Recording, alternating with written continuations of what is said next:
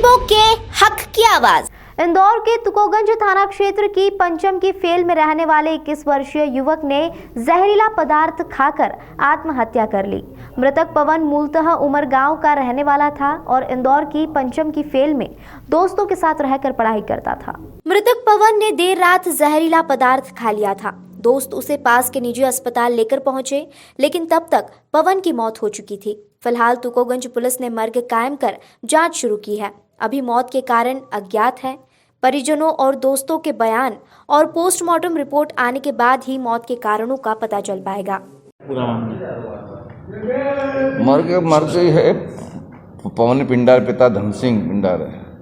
ये रहने वाले खरगोन जिले के हैं, लेकिन ये पंचम की फेल में रहते थे। तो वो शायद किसी अज्ञात जहरीले वस्तु खाने से या शायद कल आए थे, जो कि मृतस्था में लाए थे। क्या कारण, क्या किस कारण से जहर खाया? अभी कोई कारण ज्ञात नहीं है। परिवार से पूछताछ में क्या सामने आया? अभी कहीं नहीं बता, परिवार तभी आए उन्होंने। अभी कोई इसका परिणाम सही नहीं है, कुछ बताया नहीं है। जांच करने के बाद बता दिया जाएगा। अभी तो मैं पीएम के लिए आया हूँ यहाँ पे। क्या करता था ये मृतक, क्या करता था? अभी सिर्फ वो करा, अभी अपने उनके स्टेटमेंट नहीं लिया। अभी सिर्फ अभी पीएम रिपोर्ट बनाएंगे, अभी लेना बाकी, शेष बाकी अभी। कितने बच्चे थे? शादीशुदा कितने बच्चे थे? नहीं, अभी बच्चे ने भी 21 साल का ही था वो। आपका नाम? मेरा क्या नाम प्रेम प्रसंग का मामला था या कोई सुसाइड? अभी कोई कारण नहीं, अभी कारण जानने के लिए अभी किसी की स्टेटमेंट नहीं लिया। अभी सिर्फ पीएम रिपोर्ट, अभी सिर्फ पीएम करवाना आया हूँ मैं। उसके बाद जांच की जाएगी तो बताई जाएगी। परिजनों से पूछताछ कुछ करी? अभी कुछ नहीं करा, अभी तो बस यहीं आए हैं। अभी सिर्फ पीएम कर रहे हैं। आपका नाम? मेरा सहायक उप निरीक्षक NK मालवी, थाना तुकोगंज।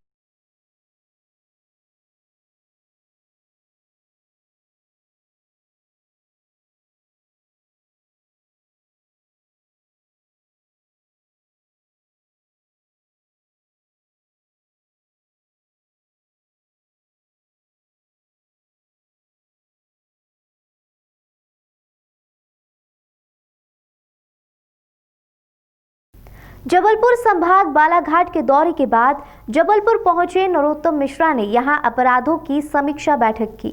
पुलिस अधिकारियों को अपराधियों पर नकेल कसने का निर्देश दिया।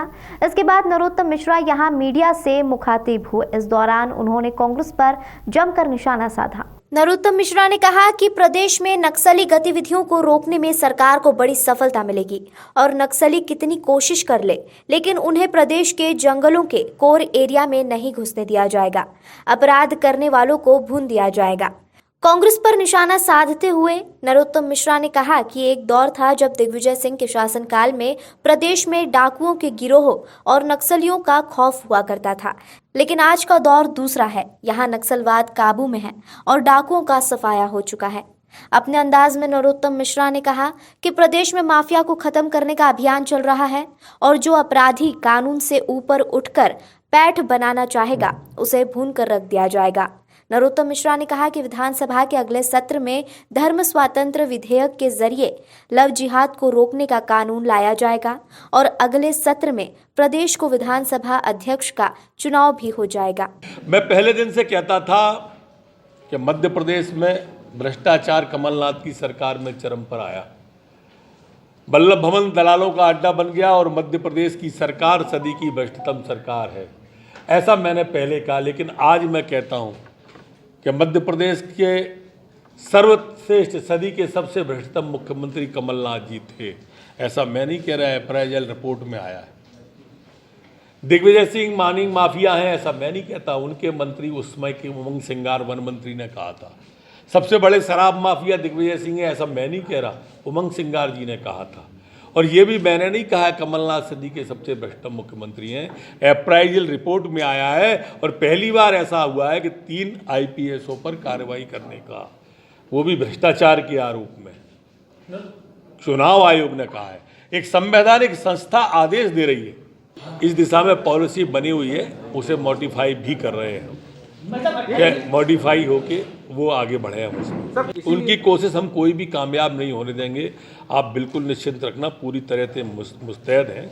अगर मेरी आवाज़ आपके माध्यम से उनके किसी आकाओं पर पहुंचती हो तो बता दूं कि कोई भी अपराधी अब मध्य प्रदेश में शरण नहीं ले पाएगा। भून देंगे हम।